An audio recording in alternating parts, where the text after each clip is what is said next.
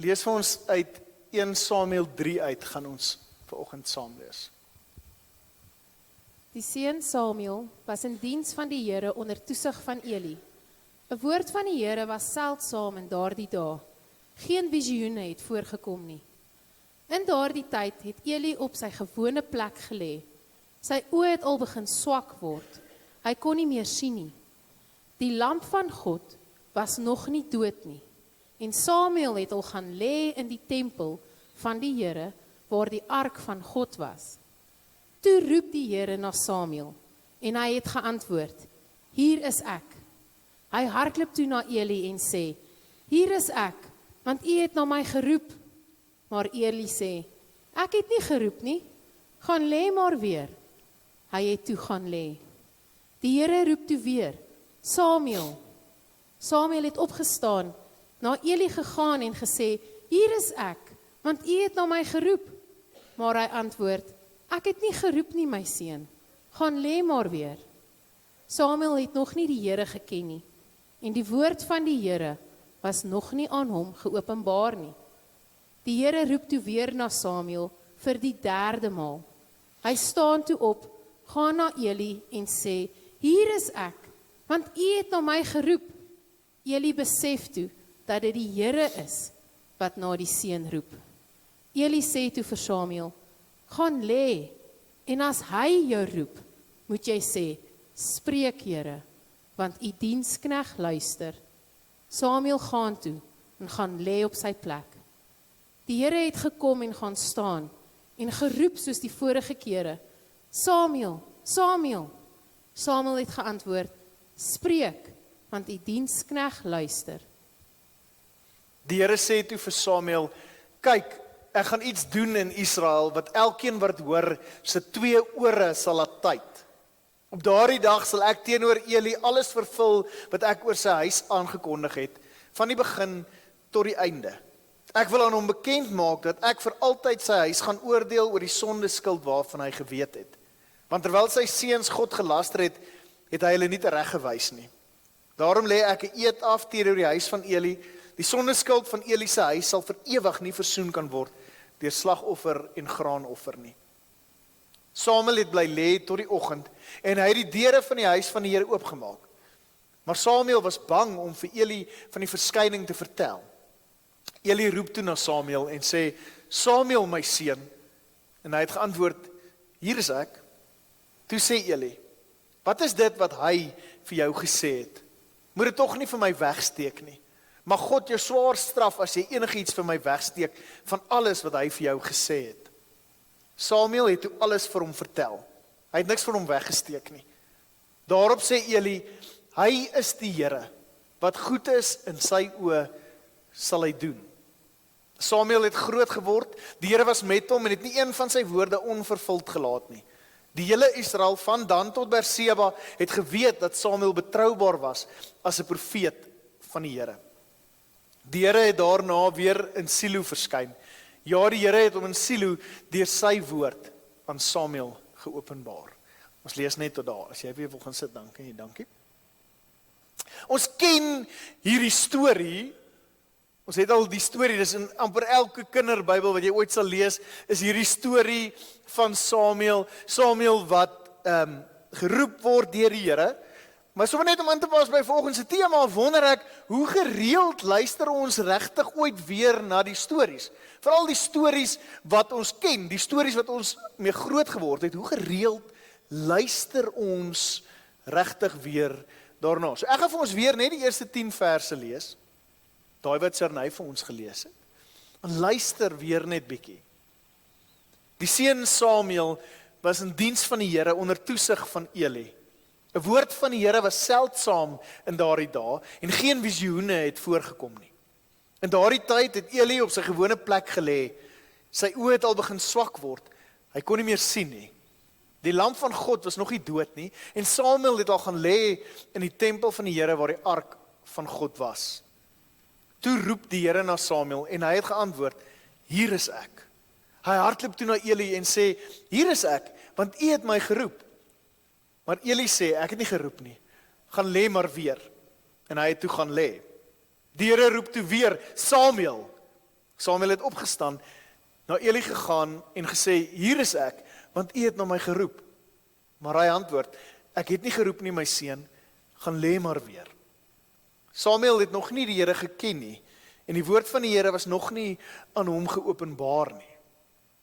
Die Here roep toe weer na Samuel vir 'n derde maal. Hy staan toe op, gaan na Eli en sê, hier is ek, want u het na my geroep. Eli besef toe, dat dit die Here is wat na die seun roep. Eli sê toe vir Samuel, gaan lê, en as hy jou roep, moet jy sê, spreek Here, want u dienskneg luister. Samuel gaan toe, en gaan lê op sy plek. Die Here het gekom, en gaan staan, en geroep, soos die vorige kere, Samuel, Samuel. Samuel het geantwoord, spreek, want u dienskneg luister. Die Here sê toe vir Samuel, kyk, ek gaan iets doen in Israel, wat elkeen wat dit hoor, sy 2 ore sal laat tyd. Ek gaan dit vir ons tot daar lees. Hoekom ek sê, ons luister nie meer so baie na die stories wat ons ken nie, is ons ken hierdie gedeelte van Samuel wat sê, hier is ek vir Eli, en Eli wat hom terugstuur om te gaan lê. Ons weet selfs, party van ons van hierdie woorde, spreek Here wat u dienskneg luister, maar ons baie in hierdie teks wat by ons kan verbygaan, as ons nie aandagtig, miskien soos wat daai teks self sê in vers 11, met 2 ore luister nie. Daar's 'n hele klomp goed wat hier uitstaan, daar's 'n verandering wat hier gebeur in Samuel se lewe van 'n onbekende, of 'n kind wat nie die Here ken nie, tot by iemand wat sê, spreek Here, u dienskneg luister. Wat in hierdie teks gebeur is, ons luister daarna, is hier's 'n beweging van God wat skaars is, na God wat weer gehoor word. 'n Klomp goed wat ek dink ons ook op 'n manier in beweging kan bring, ons in 'n sekere rigting kan stuur. Die eerste ding wat vir my belangrik is daar staan 'n woord van die Here was seldsaam in daardie dae en geen visioene het voorgekom nie. My het nogals opgeval in hierdie week rondom die verkiesing en met die politiek wat praat en almal wat besig is om allerlei vreeslike stemme te hê en alles wil sê en allerlei uitsprake wil maak, die woord van die Here word nie gehoor nie. Daar's min wat enigiemand praat oor God, daar's min wat enigiemand sê oor God.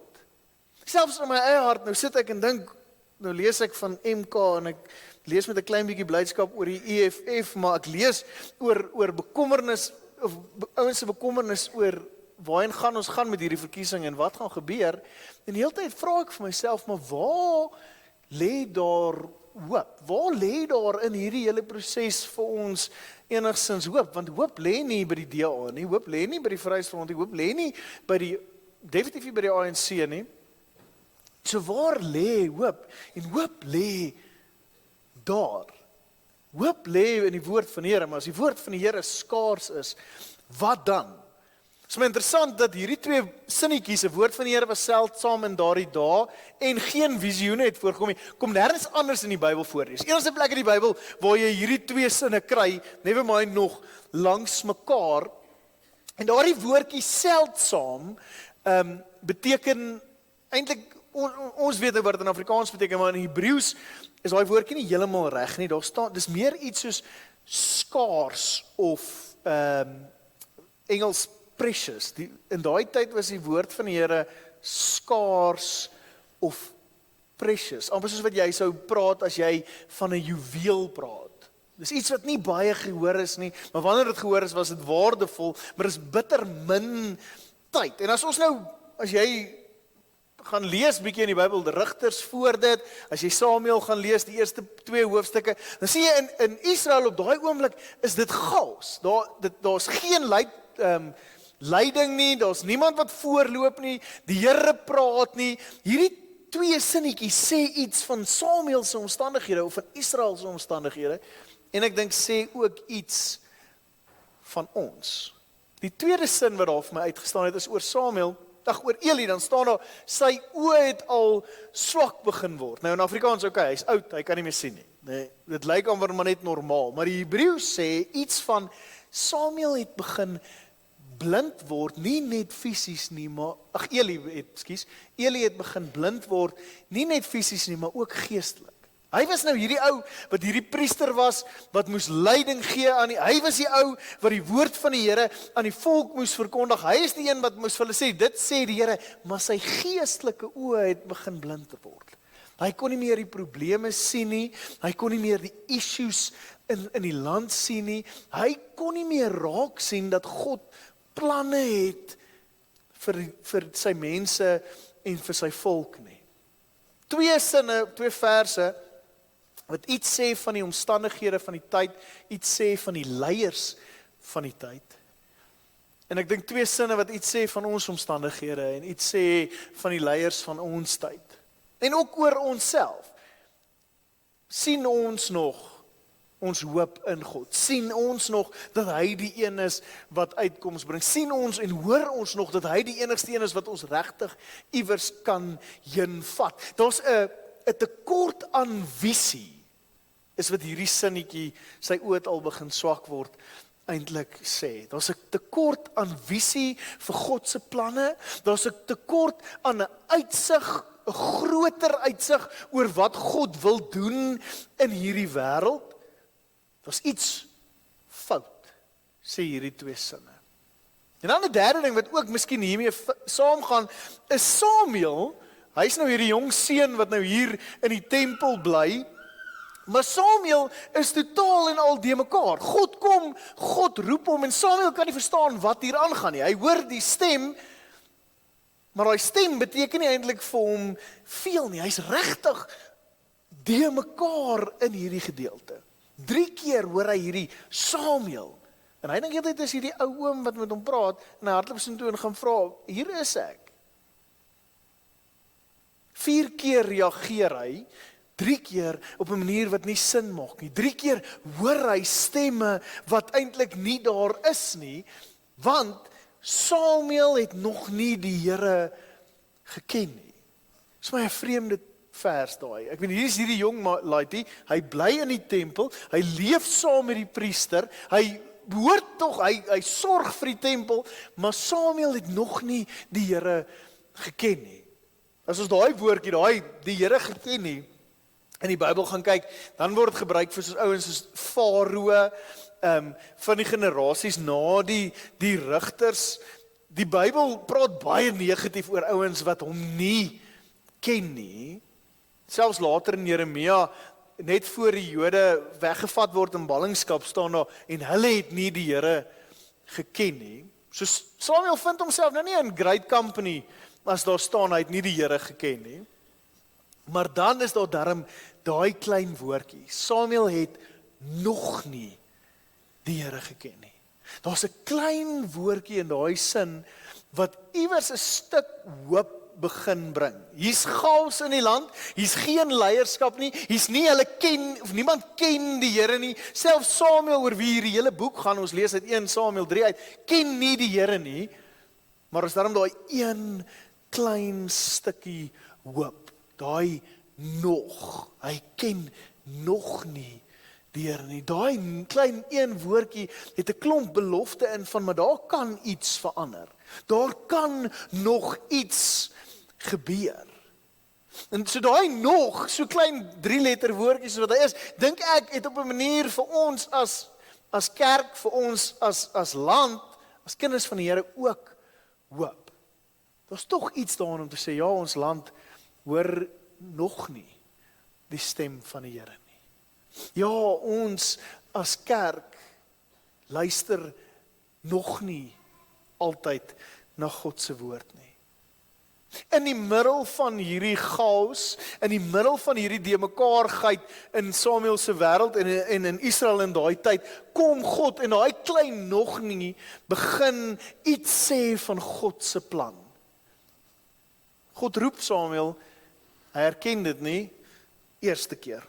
God roep Samuel, tweede keer, hy herken dit nie. God roep Samuel die derde keer, hy ken dit nie, en dan verander iets. Nou is my 2 goed wat ek dink dan uitstaan. Die eerste 3 keer sê hy, hier is ek, hy spring op, hy hardloop na Eli toe, hy is in beweging, hy sê, okay, ek is hier, maar het doen niks eintlik nie, en dan uiteindelik as Eli vir hom sê, gaan lê, en dan as die Here jou roep, sê, spreek Heer, die dienskneg luister, in daai oomblik val 'n klomp van hierdie deemekaarheid van Samuel weg. In daai oomblik wat hy sê, ek stil, ek lê hier, maar ek luister. In daai oomblik val 'n klomp van die chaos eintlik weg en kom daar 'n klomp beloftes tot vervulling, kom daar 'n klomp hoop in hierdie wêreld in. Daar staan aan die begin sê hy, spreek Here, u dienskneg luister, maar net voor dit sê hy vir Eli, hy sê kyk, ek is hier is ek. En nou sê die Here, as hy uiteindelik sê, Here, ek luister, dan sê God, kyk, ek gaan nou iets doen. Daar's vir my iets in die begin van hierdie teks van God wat sê, moenie so vinnig wil begin beweeg nie. Moenie so vinnig alles wil begin doen nie. Moenie dadelik net opspring en sê, hier is ek's besig nie. Begin eers by net stil raak en luister. Daai Hebreëse sê woord wat daar is, ek gaan iets sê, ek gaan iets doen wat almal se ore gaan laat tyd. Die oomblik wat Samuel sê, ek gaan nie met my eie krag en my eie energie begin iets doen nie. Ek gaan nie van my kant af opspring en hardloop nie. Ek gaan stil sit en luister.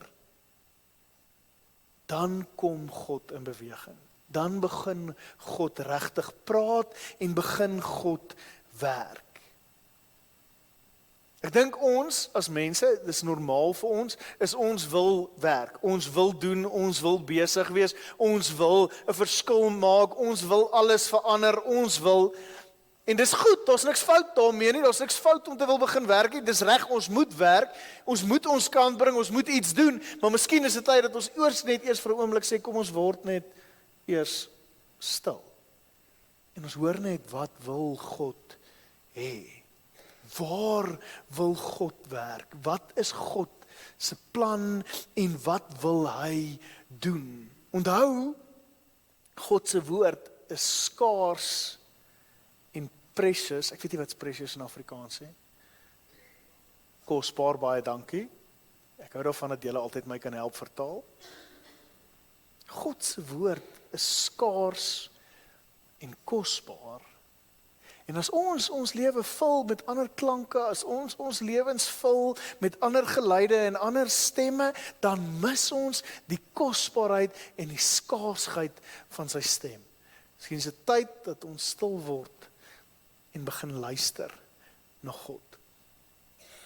Die tweede ding wat vir my great is van hierdie teks oor Samuel is, ons sien amper sy hele menswees in 20 verse raak. Hy gaan van deemekaarheid en chaos na opgewondenheid en of eers stil wees en luister.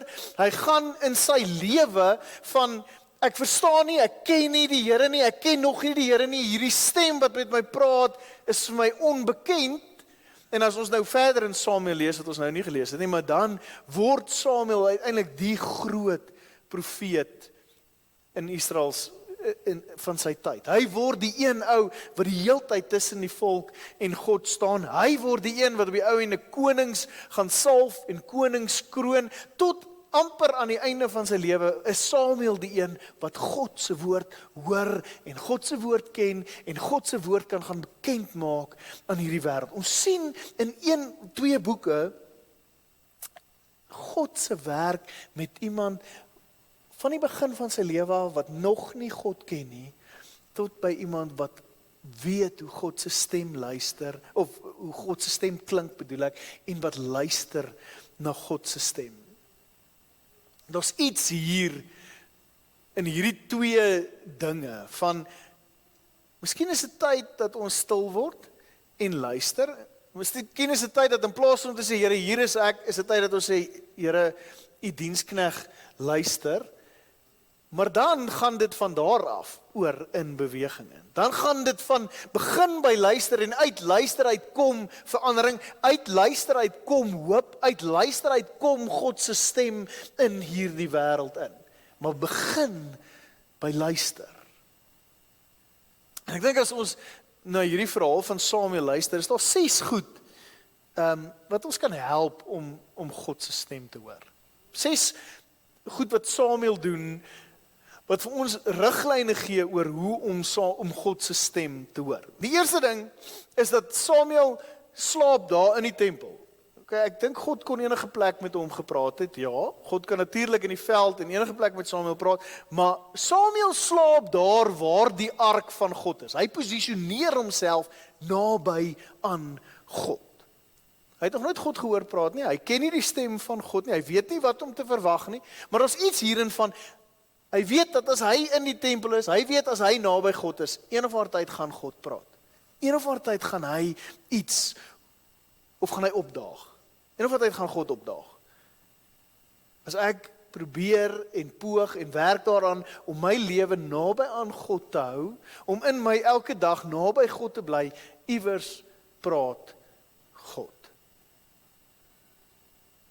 Deur Bybelstudie, deur kerk toe te gaan, deur saam met ander gelowiges tyd te spandeer, sit ons onsself in 'n plek waar God is. God is daar. Die vraag is, waar is ons? Die tweede ding wat Samuel doen is, en dis nou eintlik meer sy ma en Eli wat hom hiermee help, maar hy het 'n plek waar hy dien.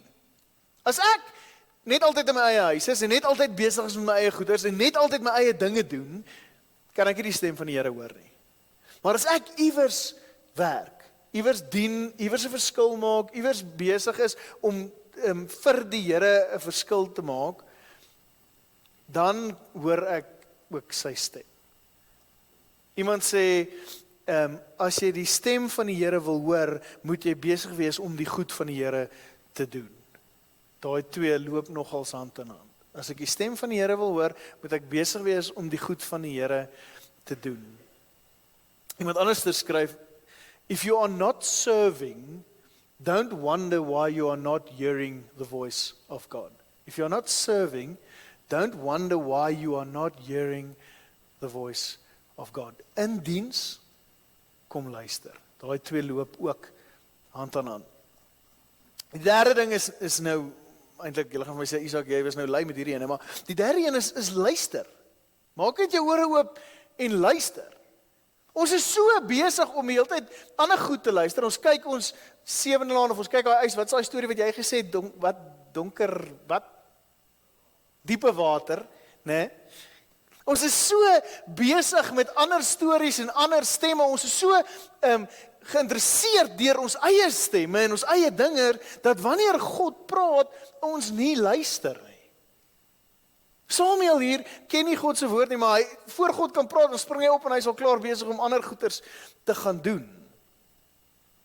As God praat, baie kere is dit nodig vir ons om rustig te word, om tyd te vat, om stil te word.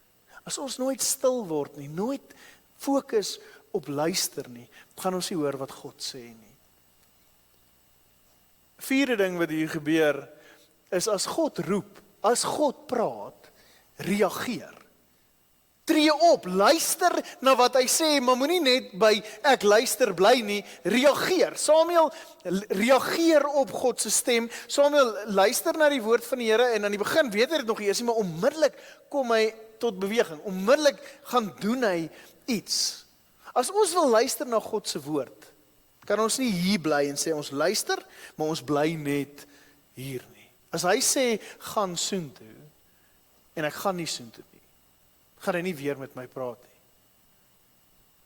Daar's iets daarin om te sê, ek hoor hom, en ek reageer op wat hy vir my sê. Hy wil vir jou die wysheid gee om jou familie te lei, te stuur. Hy wil vir ons die wysheid gee om te weet hoe om in ons werke en in ons wêreld te leef soos wat hy wil hê ons moet leef. Hy wil vir ons leiding gee in die kerk, in ons lewens, in die land, in ons eie areas of waar ook al, maar ons moet reageer op wat hy sê. Ons moet antwoord en doen. En dit loop saam met die 5de ene, ons moet gehoorsaam wees. Beweging en gehoorsaamheid kom saam. In hierdie gedeelte, en dan sien ons dit in die res van Samuel se lewe, is hy heeltyd gehoorsaam aan God. Maak nie saak wat God vir hom sê nie, Samuel doen dit. En dan staan daar in vers 19, en die Here was saam met hom. Samuel was gehoorsaam, en omdat hy gehoorsaam was, was die Here by hom, en het geen van sy woorde op droë grond geval nie. Ek dink een van die vinnigste maniere om God se stem stil te maak in ons lewens, is om ongehoorsaam te wees, om nie te luister as hy praat nie, om nie te reageer op wat hy sê nie, om nie te gaan wanneer hy sê, gaan nie. En die laaste ene is om God se woord te bestudeer. Ons het in Pinkstertyd het ons gepraat, en ons het mekaar ook gesê, God maak 'n klomp beloftes in sy woord. God gee 'n klomp goeders vir ons om te doen, gee 'n klomp wysheid vir ons om volgens te leef, maar as ek nie sy woord ken nie, as ek nie weet wat die Bybel sê nie, dan kan ek mos nie hoor wat hy vir my wil sê nie. Daar's so baie keer wat mense na my toe kom en sê, ek wil hoor wat die Here vir my sê, ek wil weet wat die Here sê, ek wil sy antwoorde hoor op die vrae wat ek vra, dan vra ek, okay, en wat is daai storie? Julle ken daai storie van die ma, sy gee vir haar kind 'n Bybel vir sy verjaarsdag, vir sy 21ste verjaarsdag. En 'n paar weke gaan verby en uiteindelik bel die kind sy ma, hy sê, dankie ma, luister, maar kan maar ook vir my 'n bietjie geld leen, dit gaan nie baie goed met my, ek is 'n bietjie finansiëel in die moeilikheid, sal maar vir my kan geld gee. En sy sê, gaan lees jou Bybel. En hy sit die foon neer en hy gaan huis toe. 'n Paar weke later bel hy weer sy ma, hy sê, ma, ek weet ma het nou vir my laas gesê, ek moet die Bybel lees, maar kan ek asseblief geld leen, ek is so 'n bietjie in die moeilikheid, sê ma, sê, gaan lees jou Bybel. En hy gaan huis toe. Die volgende keer kom hy weer en hy sê, ma, ek wil geld leen, dankie nou vir die Bybel leesery, maar kan ek asseblief geld leen? En sy ma sê, gaan lees jou Bybel. En hy sê, man, ek het my Bybel gelees. Sy sê, is nie, want jy sou die R2000 in jou Bybel gekry het, as jy dit gelees het. As ons sê ek wil God hoor, as ek sê ek wil leef volgens sy woord, as ek sê ek wil hoor wat God se woorde is vir my lewe, wat is sy antwoorde op my vrae, wat is die wysheid waarin hy my wil stuur, moet ek sy woord lees. Hy praat. Elke dag, hy praat deur sy woord, hy praat deur dit wat in die Bybel staan, hy wil vir jou wysheid gee. Die vraag is nie, praat God nie, die vraag is, luister ons. Lees ons sy woord, ken ons sy woord. Ek glo dat die enigste hoop vir ons, die enigste hoop vir ons lewens, vir ons gesinne, vir ons land, lê in hom en in sy stem. En as ons wil hoop hê en as ons wil hoop gee, moet ons begin luister. Deur stil te word, deur stil te sit, deur God se woord te leer ken en gehoorsaam te wees as hy praat. Kom ons bid saam.